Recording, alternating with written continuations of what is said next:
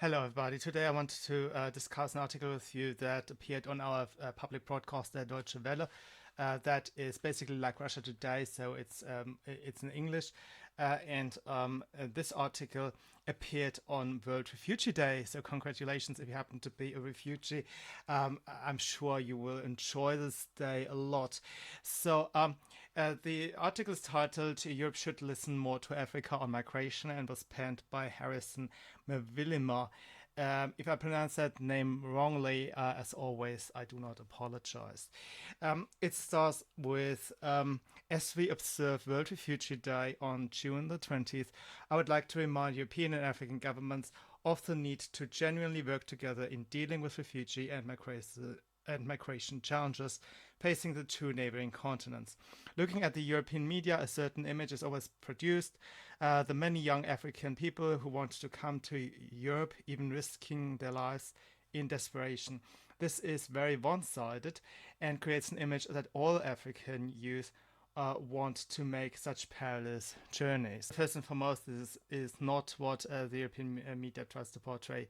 Rather the opposite. They claim that there's never enough or there's never too much migration, and there are always only these boats that are currently on the camera that just need some rescuing or whatever, and that this is not an ongoing flood of people or stream of people coming in from Africa, and it's also not that they have a severe birth control problem that will prolong this situation into an unforeseeable future.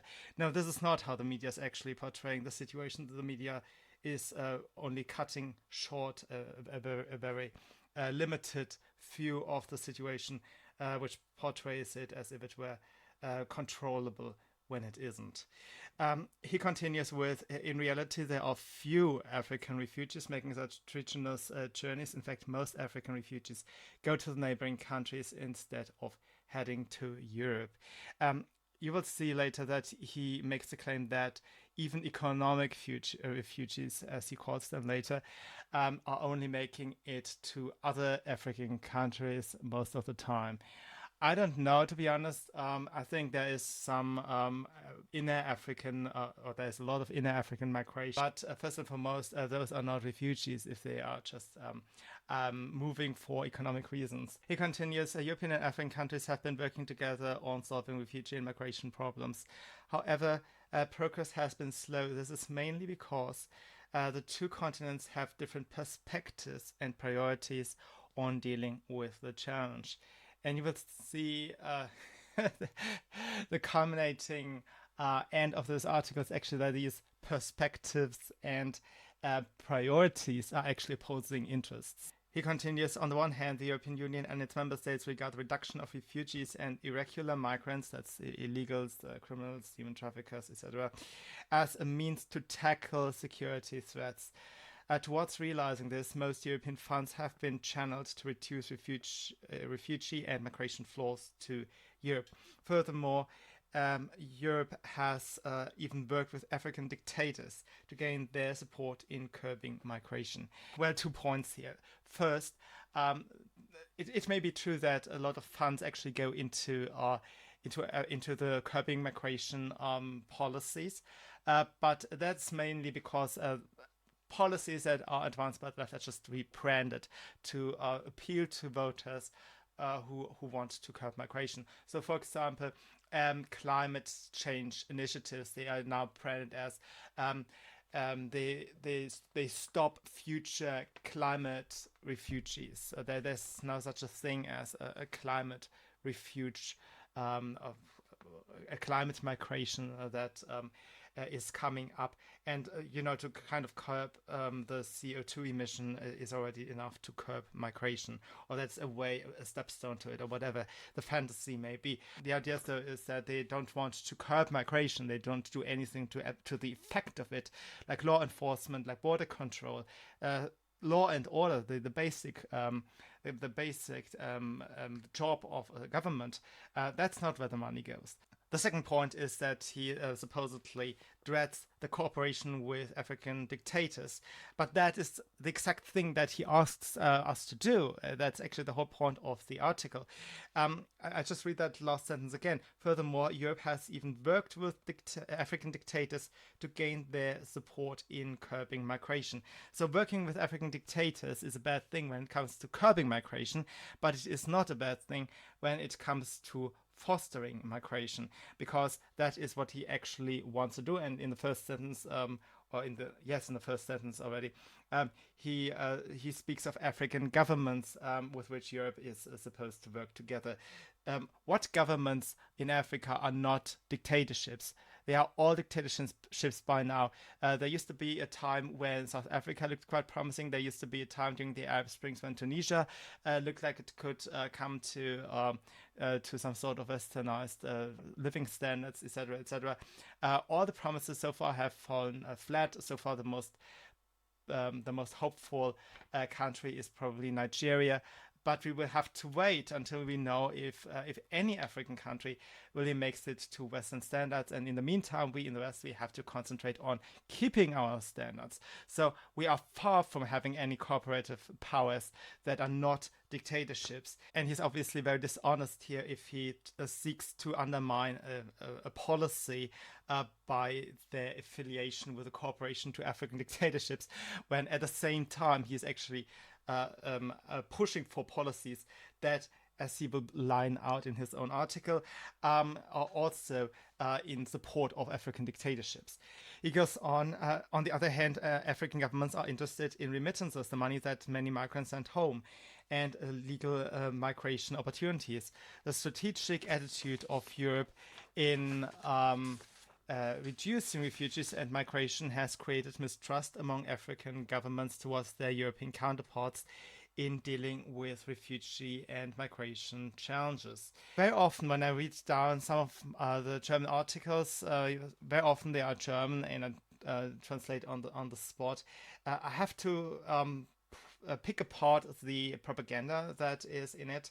And I just want to zoom in on one that is not actually typical for German and for our propaganda, for German propaganda, but it just strikes me because it looks a lot like, let's say, military psyop,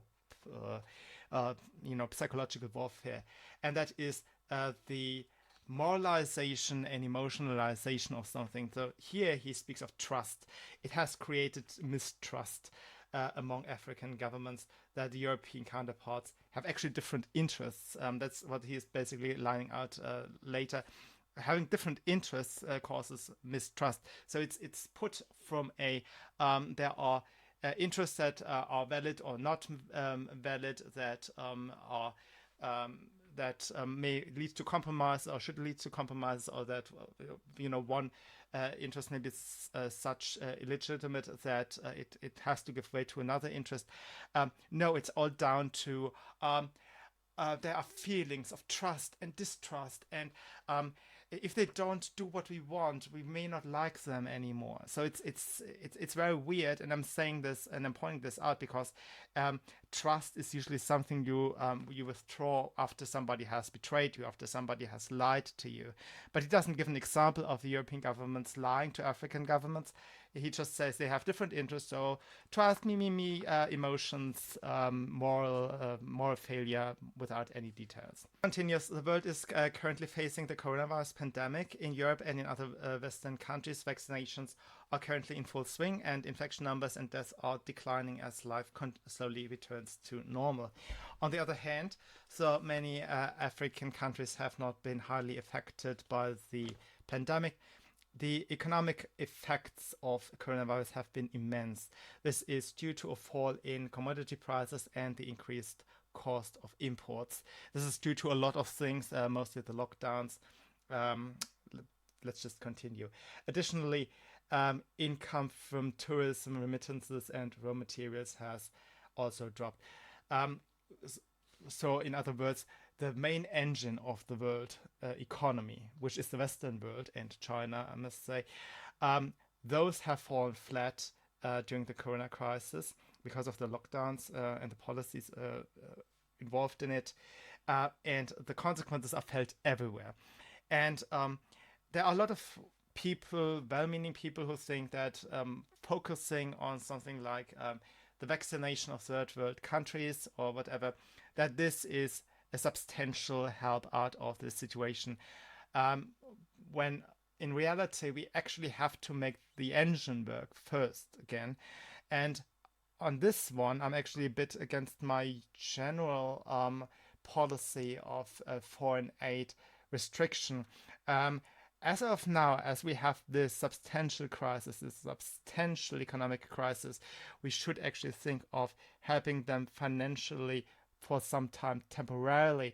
And this is mainly because a workday in Africa does not cost as much as a workday in the Western world. And we have to get us going first. And in the meantime, to keep the boats afloat.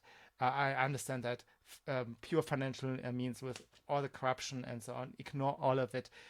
It has to kind of flood into Africa. I do understand this part. He continues with such negative economic impacts are likely to lead to migration flows of economic refugees to Europe and, of course, to those neighboring African countries. Given these negative potential effects of the pandemic, it is high time for Europe and Africa to generally work together to avoid the death of African refugees and migrants pursuing dangerous journeys to Africa. So again, now here he's asking for a cooperation with African dictatorships. In this sense, Europe should listen more and take African perspectives seriously. African governments are calling for remittances to be made easier and for more legal migration opportunities. Remittances, after all, have proved to be more helpful for African countries and have surpassed development aid provided by donor countries to Africa.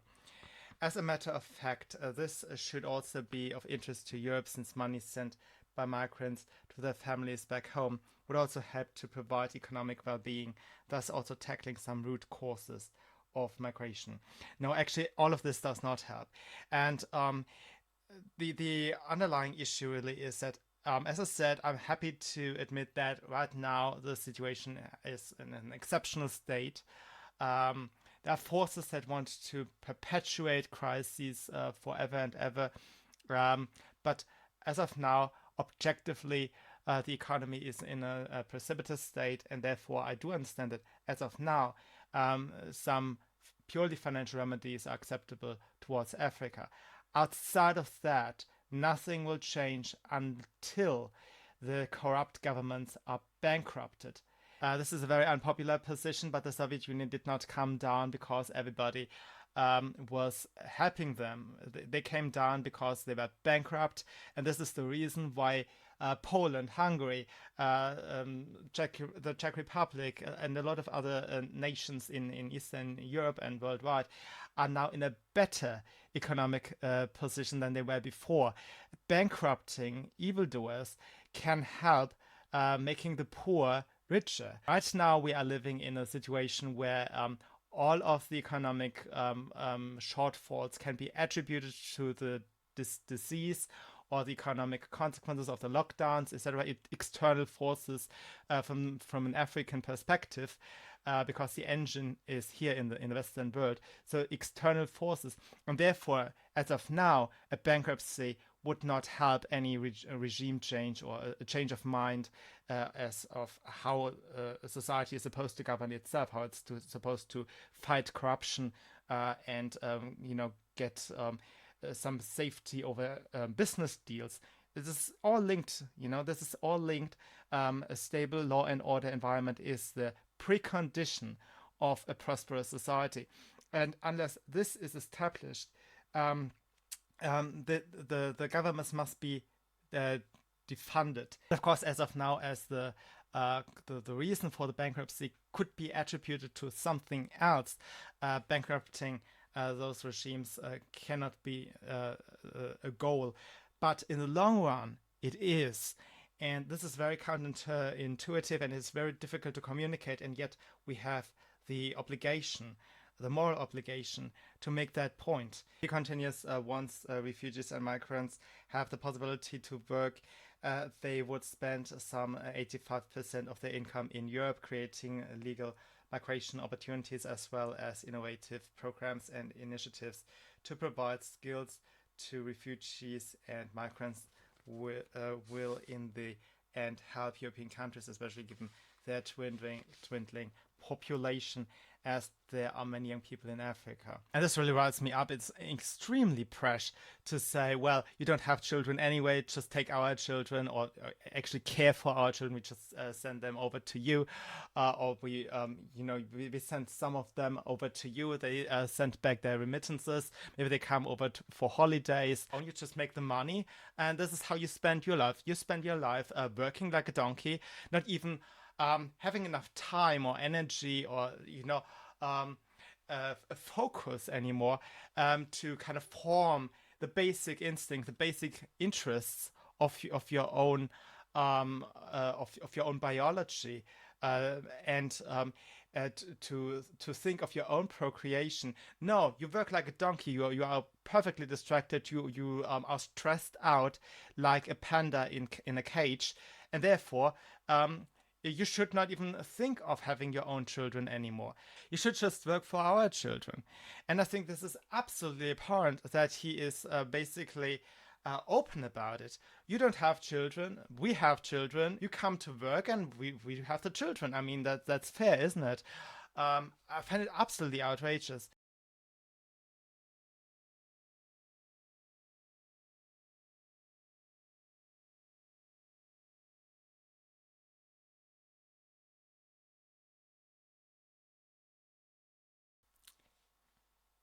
It is now that both men and women usually go to work to make ends meet. It's not like they. It's now that both men and women usually go to work to make ends meet, and the reason is that the government is interfering in the overall markets with ever more regulation, with ever more taxation, with forced mandatory insurance contributions. And we even have public broadcasting contributions to pay for this. So the bills, they keep rising and rising and rising for things we don't want to buy. We lose our time and our energy and our basic drives over it, while Africans come along and say, you know what, we do the living. You don't have to do your living. You just do your work, and we just have the children and we have the fun. We play the bongos, and we have our culture. We can cook something and look our culture and our Islam and blah blah blah. And you do your part. You do your work, career stuff, and we do the fun. We do the fun, so it's fair. He ends his article by saying, in order to realize all these mutual benefits of migration, Africa and European countries need to work together as equal partners. Yet he totally failed to acknowledge a single mutual benefit. The only thing he came up in this entire article was that you don't have children. Okay, so the benefit of migration, your only benefit, is that we do the fun and you do the work. That's your benefit. Okay, this is all he comes up with, and I think this shows the utter contempt people have developed for Europeans and Westerners as such. Thank you for listening, and I'll see you soon. Bye.